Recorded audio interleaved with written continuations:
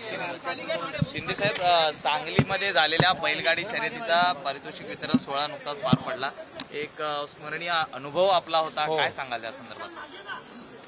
खरं म्हणजे माझ्या जीवनामध्ये पहिल्यांदा बैलगाडा शर्यत एवढ्या मोठ्या भव्य दिव्य प्रमाणामध्ये चंद्रार पाटील यांनी आयोजित केली होती. 5 लाखापेक्षा जास्त लोक त्या ठिकाणी होते आणि त्यामध्ये लाखो लोक सहभागी झाले होते बैलगाडी शर्यत पाहण्यासाठी. आणि खऱ्या अर्थाने बैल हा शेतकऱ्यांचा सोबती असतो, साथी असतो आणि शेतकऱ्यांसाठी देखील ही बैलगाडा शर्यत अतिशय महत्त्वाची ठरली. मोठ्या प्रमाणावर त्या ठिकाणी फॉर्च्युनर, त्याचबरोबर थार गाडी, ट्रॅक्टर, 2 व्हीलर अशी मोठी बक्षिसं त्या ठिकाणी लावली होती. आणि एक शेतकरी 10-15 लाख रुपये त्याच्यावर कर्ज होतं, तो फॉर्च्युनर जिंकला. आणि त्याच्यामध्ये पहिल्यांदा लाडक्या बहिणींचा सहभाग देखील या बैलगाडा शर्यतीमध्ये होता. हा देखील इतिहास होता. श्वानांची शर्यत होती.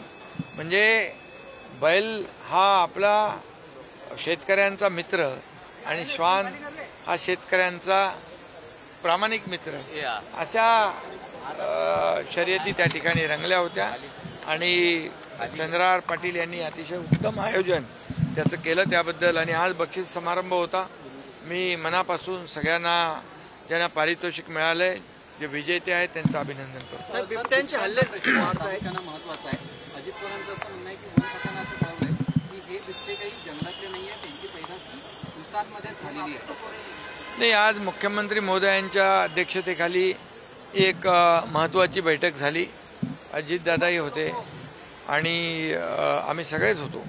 त्यामध्ये जे काही पुणे जिल्ह्यामध्ये जुन्नर असेल, शिरूर असेल, पारनेर असेल, अहिल्यानगर असेल, या अनेक ठिकाणी बिबट्यांची जी दहशत पसरलेली आहे आणि लोक भयभीत झालेले आहेत. मी स्वतः त्या ठिकाणी व्हिजिट करून आलो. आणि दिवसा ढवळ्या बिबटे तिकडे फिरताना लोक पाहत आहेत. त्यामुळे आजची बैठक अतिशय महत्त्वाची होती. आणि त्यामध्ये जो बिबट्या गावठाणाकडे, घराकडे, या ठिकाणी शेतीकडे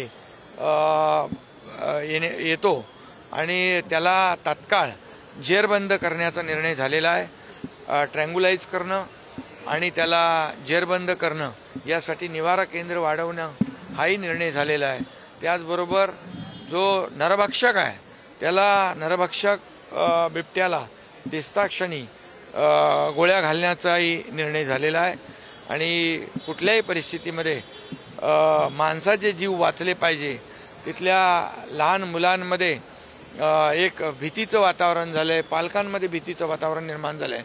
आणि म्हणून मोठ्या प्रमाणावर पेट्रोलिंग, पोलीस डिपार्टमेंट आणि फॉरेस्ट अशा प्रकारचे वन खात्याचे टीम आणि पोलीस या सगळ्यांनी गस्त वाढवणे, पेट्रोलिंग करणे, त्याचबरोबर या बिबट्यांचा जो काही वावर आहे तो कमी करणे, अशा प्रकारचे निर्णय त्या ठिकाणी झाले. त्याचबरोबर पिंजरे मोठ्या प्रमाणामध्ये त्या ठिकाणी उपलब्ध करून देणे हे देखील झालं आहे. आणि रेस्क्यू सेंटर जे आहे ते वाढवणं, याच्यावर देखील निर्णय झालेला आहे.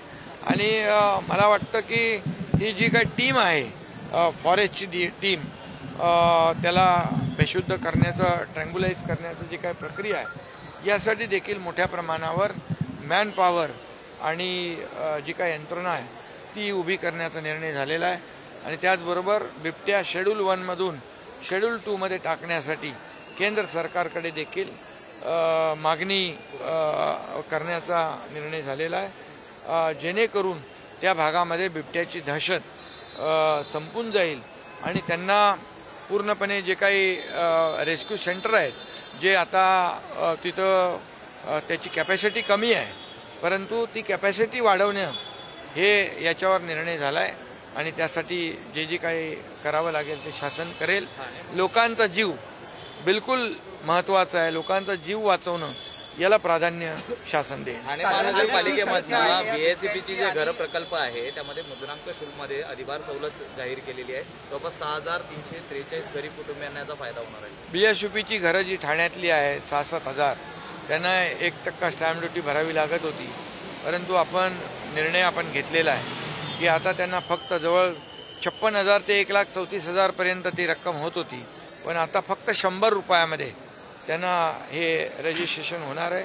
त्यामुळे लाखो रुपयांचा फायदा सर्वसामान्य BSEPमध्ये घरामध्ये राहणाऱ्या नागरिकांना होणार आहे. सगळे जे रस्त्यांच्या बाबतीत तुम्ही बैठक घेतलात, अधिकाऱ्यांनाही ब्रिज नेमका कामाला या गती कशा MMR मधल्या जे काही फ्लायओव्हर आहेत, ROB आहेत, रस्ते आहेत, मग ते BMCचे आहेत, MMRDAचे आहेत, MSRDCचे आहेत, या सर्व जे रस्ते आणि फ्लायओव्हर आहेत, हे फ्लायओव्हर वर जे काही खड्डे आणि पावसामुळे जी काही त्याच्यावर जी काही प्रक्रिया करणं आवश्यक आहे रिसर्फेसिंगची, ही युद्ध पातळीवर रिसर्फेसिंग करण्याच्या सूचना मी दिलेल्या आहेत. ताबडतोबीने काम सुरू करण्याच्या सूचना दिल्या आहेत. फेब्रुवारी एंडपर्यंत कंप्लीट हे फ्लायओव्हर, ROB आणि रस्ते स्मूथ झाले पाहिजे, रिसर्फेसिंगचं काम पूर्ण झालं पाहिजे, अशा प्रकारच्या सूचना मी दिलेल्या आहेत.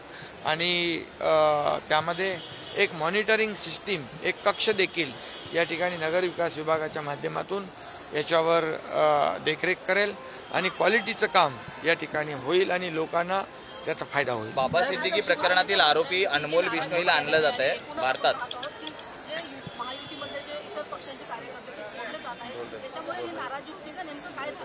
नाही, आज मुख्यमंत्री महोदयांच्या बरोबर आमची चर्चा झाली, बैठक झाली आणि त्या बैठकीमध्ये महायुती मजबूत झाली पाहिजे. महायुतीमध्ये कुठेही मतभेद होता कामा नये, महायुतीला कुठेही गालबोट लागू नये आणि म्हणून आम्ही महायुतीने लोकसभा लढलो, महायुतीने विधानसभा लढलो, महायुतीने विधानसभा लँडस्लाईड विक्ट्री यश प्राप्त केलेलं आहे. आणि त्यामुळे कुठेही वातावरण या स्थानिक स्वराज्य संस्थांमध्ये बिघडू नये, खराब होऊ नये, अशा प्रकारची भूमिका मुख्यमंत्री महोदय आणि माझी दोघांची आहे.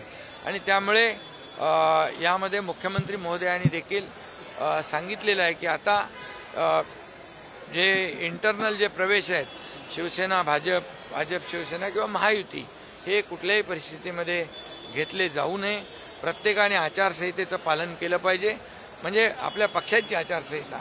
आणि त्यामुळे मी देखील आमच्या सर्व पदाधिकारी कार्यकर्त्यांना सूचना दिलेल्या आहेत आणि मुख्यमंत्री महोदय स्वतः त्यांच्या देखील कार्यकर्त्यांना आणि त्यांच्या पदाधिकाऱ्यांना अतिशय सक्त सूचना देतील. आणि महायुती कुठेही महायुतीमध्ये मिठाचा खडा नाही, गालबोट लागणार नाही आणि मतभेद होणार नाही याची काळजी घ्या. अनमोल बिश्नोई प्रकरणात बाबा सिद्दीकी हत्या प्रकरणातील आरोपी अनमोल बिश्नोईला भारतात आणलं जात आहे. आज मुख्यमंत्री आणि आमची चर्चा झाली, बाबा सिद्दीकी प्रकरणातील अतिशय व्यवस्थित चर्चा झाली. बाबा सिद्दीकी प्रकरणातील आरोपी अनमोल बिश्नोईला भारतात आणलं जात आहे. कसं पाहता प्रत्यारोप मोठं आहे.